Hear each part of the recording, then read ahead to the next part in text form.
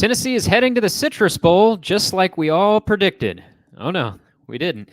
Some dominoes fell in a surprising way on bowl selection day. And yes, Tennessee is going to be finishing their year in Orlando. We suspected it would be a Florida Bowl. We didn't necessarily think it would be that Florida Bowl, however. Welcome into the Volunteer State. I'm Blake Toppmeyer alongside Adam Sparks and John Adams of the Knoxville News Sentinel.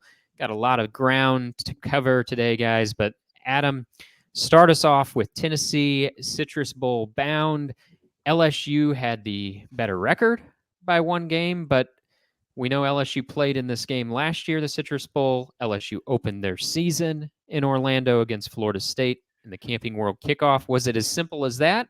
Or do you think there were some other factors in play that led LSU to Tampa and Tennessee to Orlando? Yeah, there were different dominoes that led to this, and anybody listening that listened last week that heard us talk about the Gator or the ReliaQuest Bowl, that made a ton of sense last week, and it has for the past few weeks. Here's what had to happen. A lot of strange, wacky things had to happen for Tennessee to get into the Citrus, and I can tell you in real time, Tennessee was monitoring this, and each time something would happen, you would get the response from them of, wow, this may actually occur. So here are the steps. Georgia needed to lose in the SEC title game to Alabama. Check. Yep, check. And Florida State needed to be, Alabama and Texas both needed to get into the playoff. Check. And because that would kick Florida State out, both of those getting in, so Florida State needed to get kicked out of the playoff. Check. Which would put Florida State in the Orange Bowl and would kick Louisville out of the Orange Bowl, thereby having only one ACC team in the New Year's Six. Check. That happened. Yep. And so then that made it possible for a fourth SEC team to get into the CFP plus New Year's Six. There was going to be three. With Louisville being booted out, you had another spot open in the New Year's Six, and Ole Miss was not the obvious choice to go there. Oklahoma was more of one, but then Ole Miss had to leapfrog Oklahoma and get into a New Year's Six, which it did. Check. and then that still leaves LSU for the Citrus Bowl. And then that goes to Citrus Bowl, and it's what you said. LSU was the only team that could have had a better record that the Citrus Bowl would not have taken, and instead gone to Tennessee because, like you said, LSU played in the season opener there. They played in last year's Citrus Bowl there, and so and by the way, you have to be within one game of the top remaining team. So LSU was 9-3, so Citrus Bowl could only take an 8-4 team in the SEC, and Tennessee's the only 8-4 team. So all those dominoes line up, and I'd say about 10 minutes before the Citrus Bowl made the call, Tennessee internally said, "Wow, this is going to happen," and it did. We said in the preseason, I know I did. I think maybe you two guys did too when we were predicting records.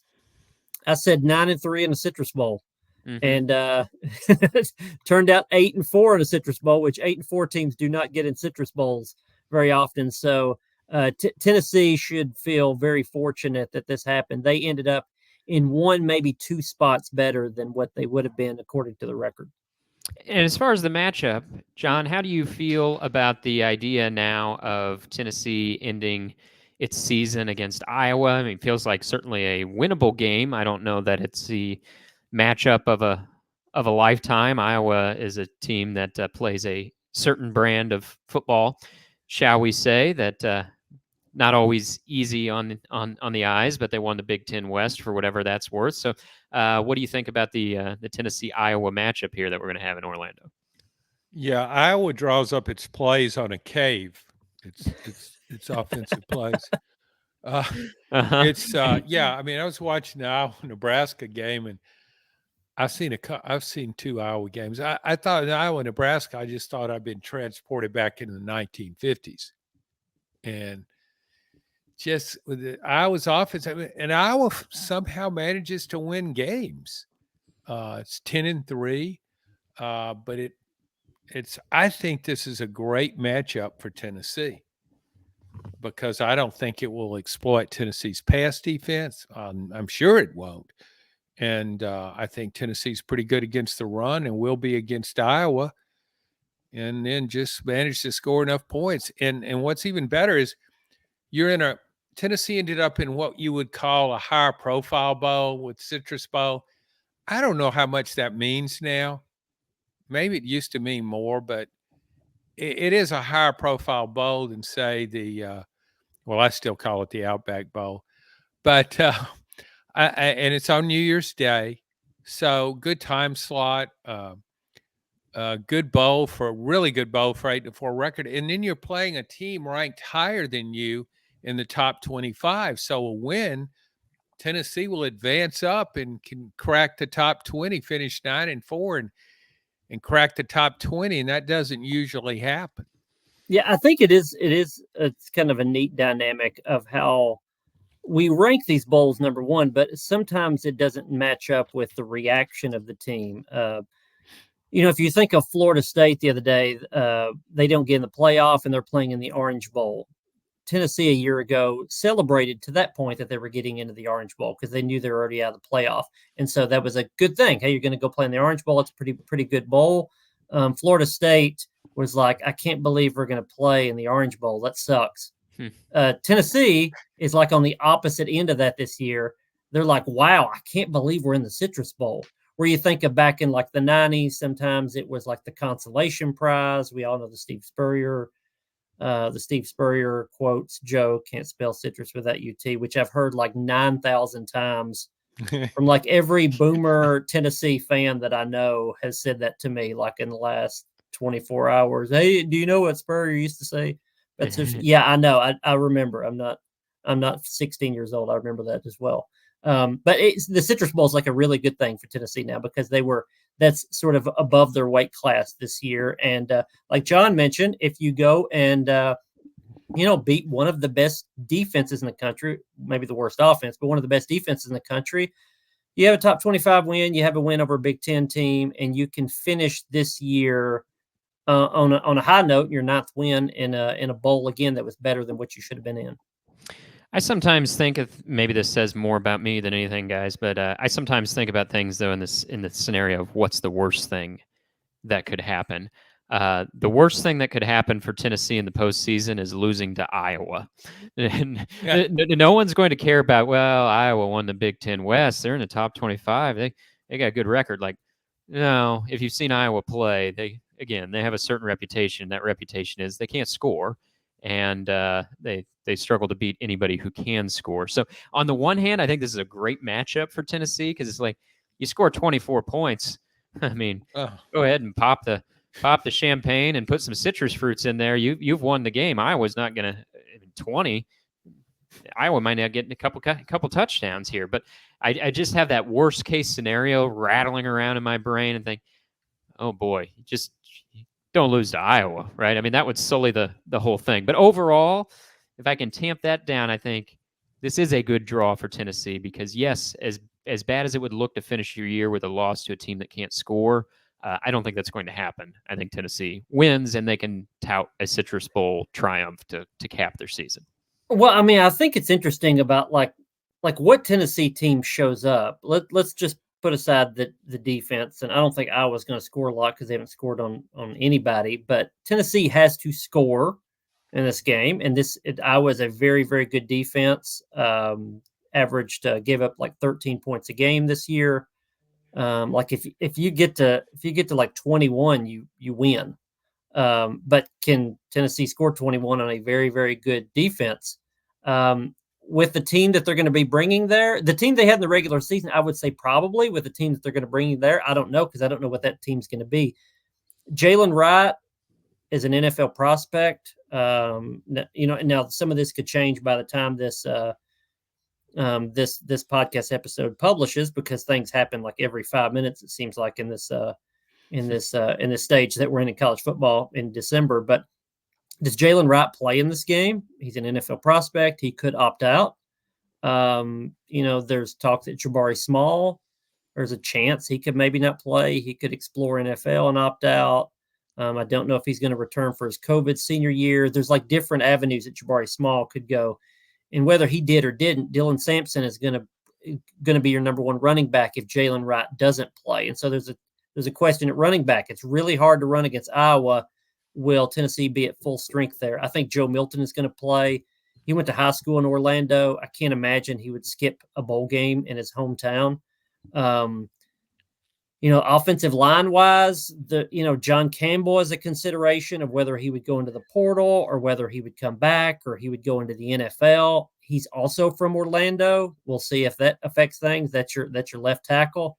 You've got 2 or 3 other offensive linemen that are all considerations of COVID seniors and what they're going to do for next year. And so, offensively, you just don't know.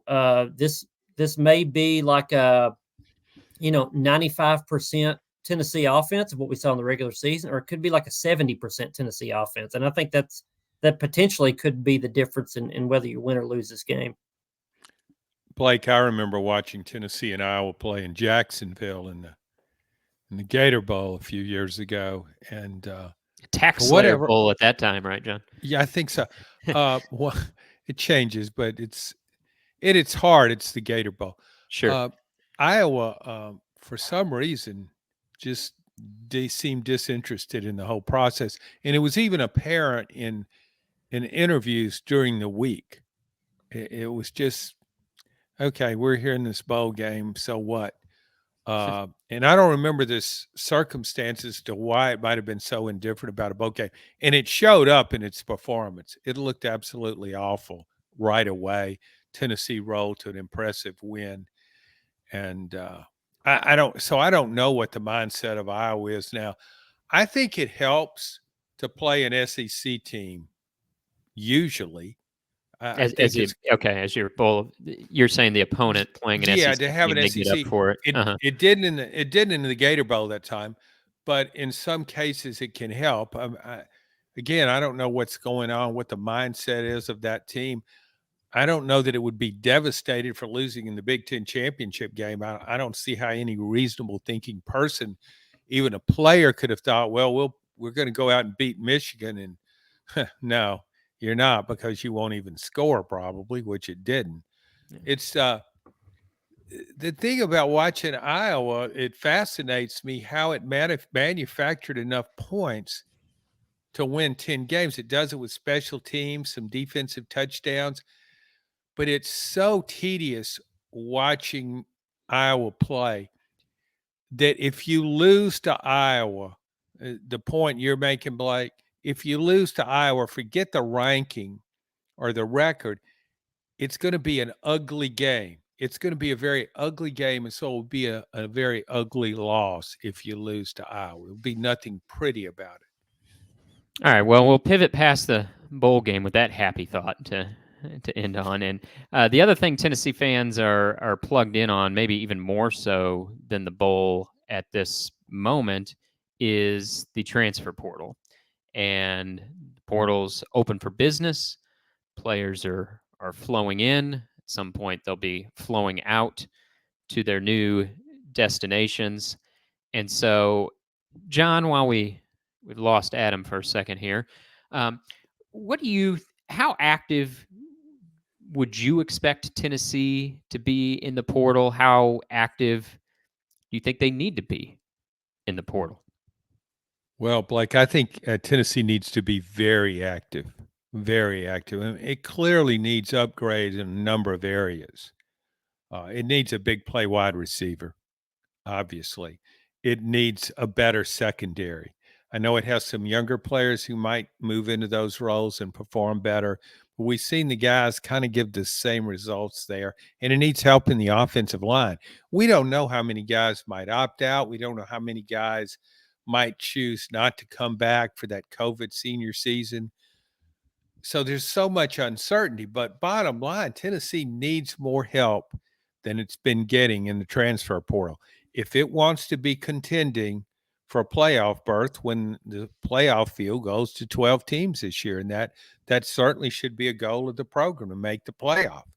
And it just needs help in a lot of different areas. Tennessee this season navigated through with Nico as the backup, Joe Milton as the starter, and behind that, they had walk-on quarterbacks. That is not an ideal scenario, but they were able to get through this season as such. Now next year, Nico's set to hand the reins. I imagine you don't want to rock the boat too much, given that situation. You're ballyhooed a 5-star signee quarterback, and they have 4-star quarterback Jake Merklander, easy for me to say, committed to this class. He's a 4-star. He's a national top 200 prospect. So out of the state of Georgia. So it seems like a pretty good get here in this class. But that's it for scholarship quarterbacks as of now, set on the depth chart for next year, Nico and Merklander. So should Tennessee try to tiptoe around the portal and add another guy? Do you try to navigate another season with just 2 scholarship quarterbacks? Because it is a tricky deal in the portal here. Like, you don't want to rock the boat with your star ready to take the reins potentially in Nico, and yet you got Nico and Merklander and nothing behind them. So what's your guys' thoughts on the need to add a quarterback out of the portal? Well, if you're gonna add one, you have to. It's like threading a needle. You have to add a veteran guy. Like, you have to add somebody with game experience, but that doesn't have the expectation of starting.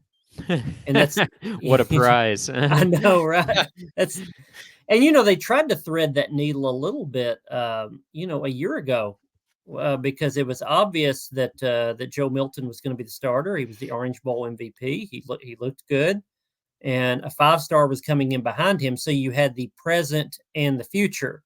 So when Tennessee would bring in potential transfer quarterbacks, it was hard to make a pitch to them. No, you're not going to start. What about next year? No, you're not going to start then either. You'll hold a clipboard for different guys, though. That's sort of the the prize.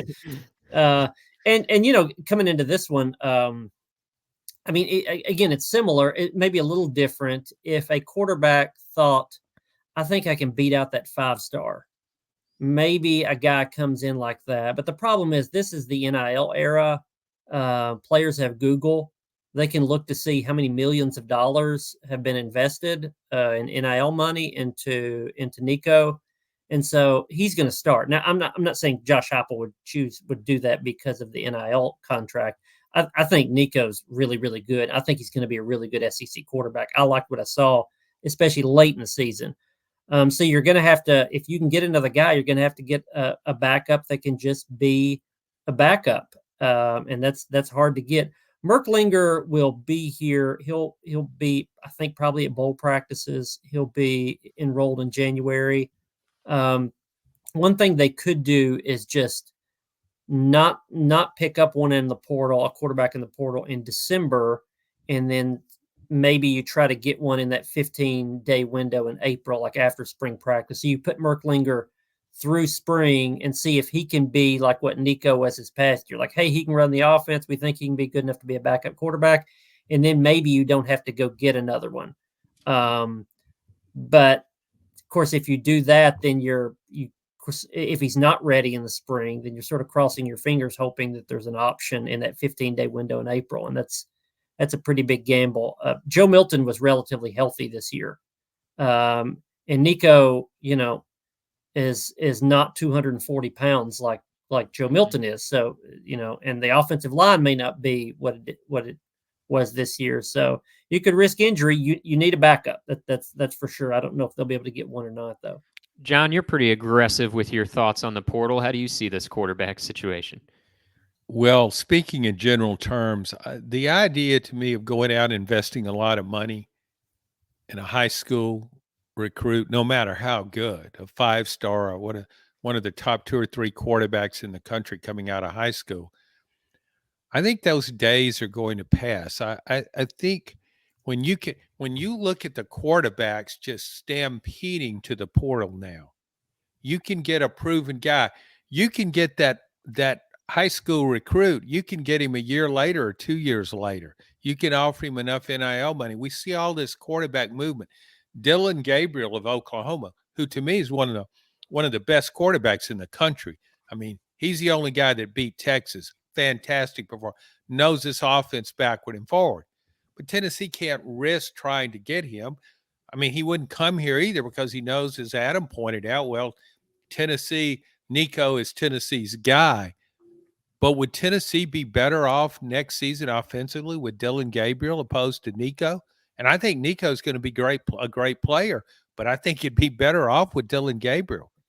I think it is an interesting conversation because, like, Nico got millions of dollars to sign with Tennessee as a 5-star. I don't know what Arch Manning got. I'm sure he got a pretty good payday. I mean, it's not like his family needed money or anything. There wasn't any poverty situations with the Mannings, but I'm sure he got plenty of NIL money. It's which is more of a risk, getting a 5-star or 4-star high school kid and hope he turns out, or getting a guy that's already played on Saturdays and played well and paying him $1 million, $1.5 million, whatever. I think the second one has the fewer risks.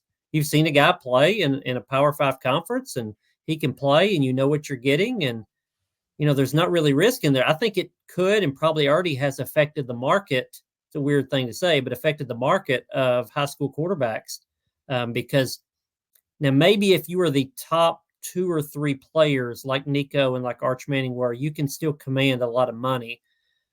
But I don't think you can be beyond that. I don't think you can be a high school quarterback and demand a huge payday and get it with a lot of these schools, because they'll say, well, am I going to spend $1.5 million on a high school quarterback that I'm pretty sure is going to be great, but I'm not sure? Or I can spend $1.5 million on this guy at my rival school who was already all conference in a Power 5 league. And also the second option is short term.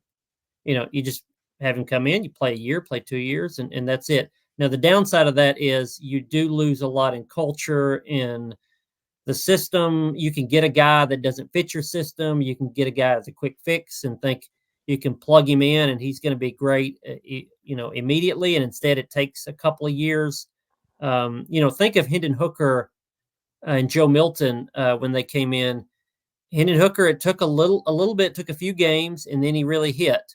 Joe Milton, it didn't hit that first year, and it hit a little bit in the second year, or really third year.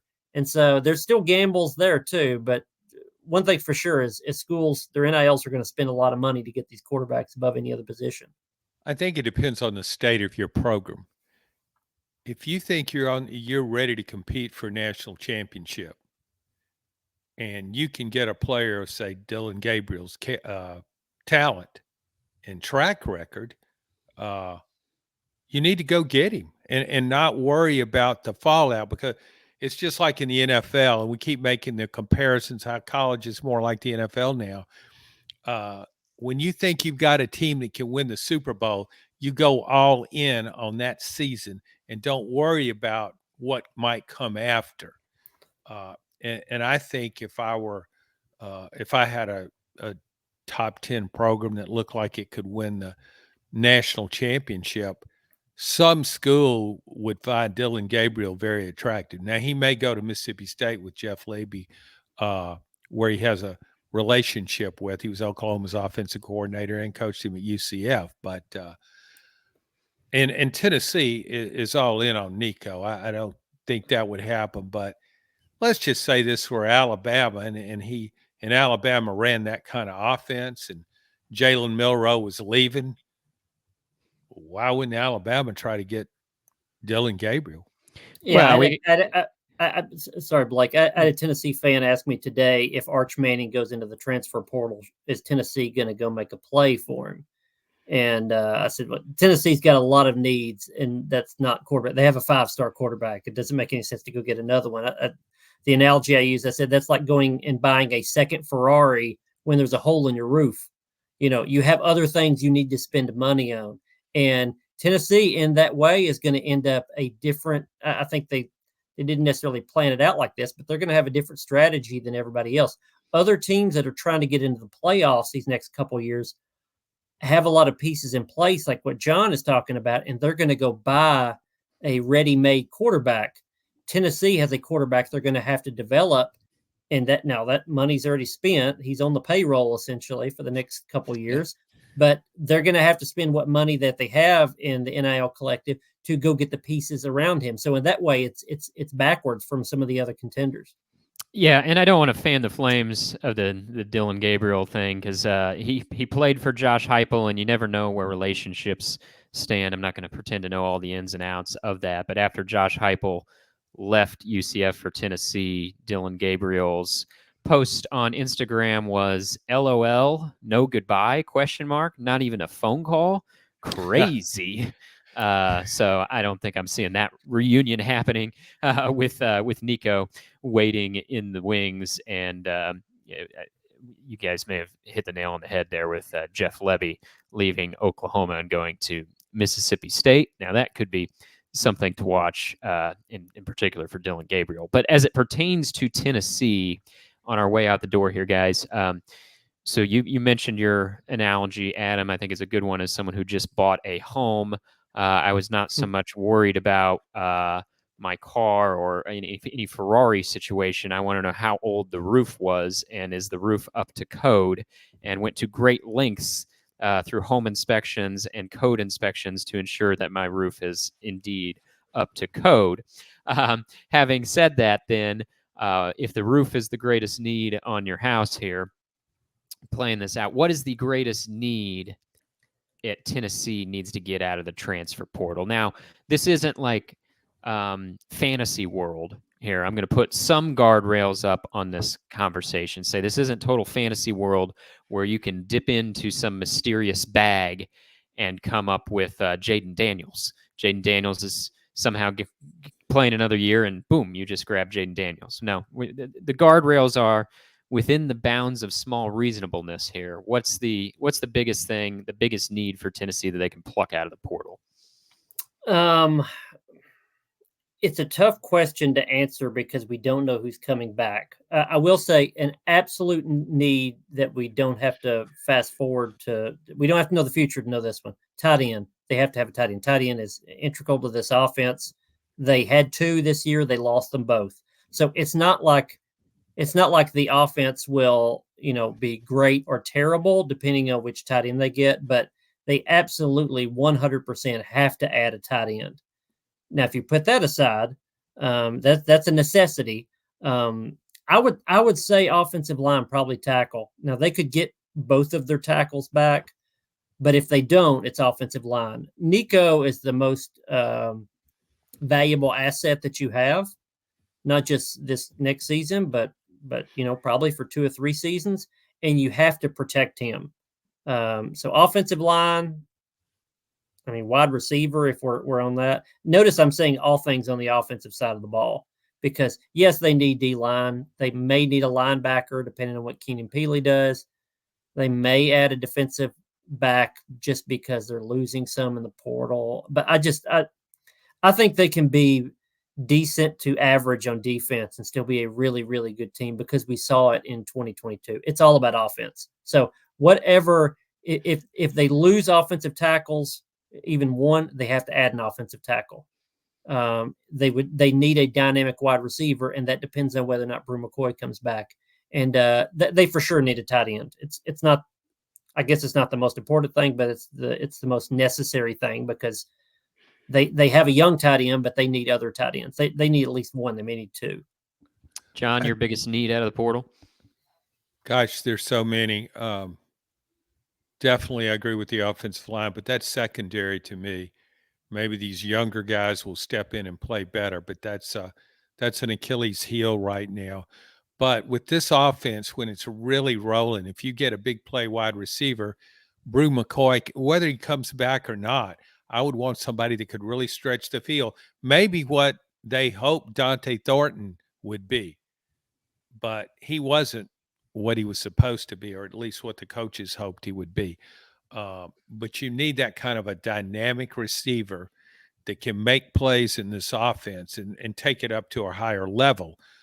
So that to me is crucial. But also the secondary.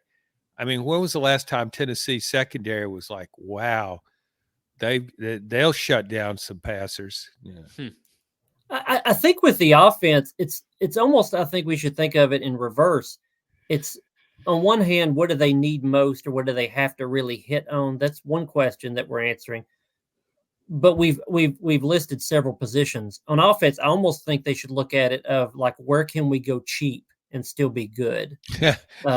You know what I mean?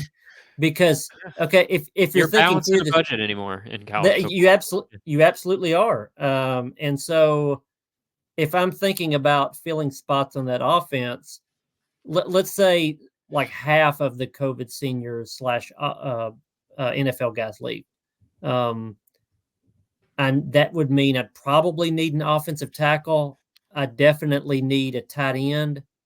I need a wide receiver. If you just go those three, you look in the portal and say who's the best we can get at that position, but then you have to sacrifice one of those others. You're probably going to add at each of those spots, but if you get an like letter grade, if you get an A wide receiver, can you get a C offensive tackle and be okay? Yeah, and I think you also have to look at the return on investment out of the portal. Like I don't have the math on this. Maybe I should, but I tend to still think your best offensive linemen are your guys you can sign and develop. I sometimes question the quality of guys in the secondary that you can get. So while I agree with John, Tennessee has to get better there. I don't know if they will find the solutions in the portal. I do think, like, if you can get a bang for your buck at wide receiver, and I think wide receiver is a position that's maybe not as hard to project. If a guy was a really good wide receiver, stud wide receiver in a previous offense, and there's one of them out there in the portal, you might get some good, return on investment on that. And when we think back of like what is separating this offense from being 2021 levels, well, Hendon Hooker obviously is part of the conversation. There's other pieces of the conversation, but to me, a big part of the conversation that sometimes kind of gets glossed over is Jalen Hyatt. I mean, that guy was phenomenal. He was a game changer for the offense. They didn't have one like that. I don't know who that is. I mean, that's why you got guys scouting the portal, right, on these staffs. Multiple members of the staff scout the portal. But if you could dip in there and spend your dollars and get some good ROI on a wide receiver, I think that would be where I would start. And I agree with you guys. They have all these other needs, but just like one big bang for the buck, I think I'd go wide receiver. And I don't think Adam says, I don't think we need to be talking cheap here. Fans don't want to hear talking cheap, Adam. They're trying to make the college football playoff, so they're looking at an unlimited amount of money in that NIL package. So what I would be saying is, okay, pass that hat around. Let's get some more money in that collective and go out and we're not going cheap here. We're getting the best money can buy. That's the message you want your fans to get. Sure, John. We'll go with that. It is the Christmas season. Budgets can be a little tight this time of the year. But all right, we will leave it there. Plenty more to talk about with the Citrus Bowl. Certainly more to talk about with the transfer portal. There's more to talk about by the hour, it seems like, on that front. And we will stick with you throughout the month to follow that. We'll be back with you on the Volunteer State. Thanks for listening.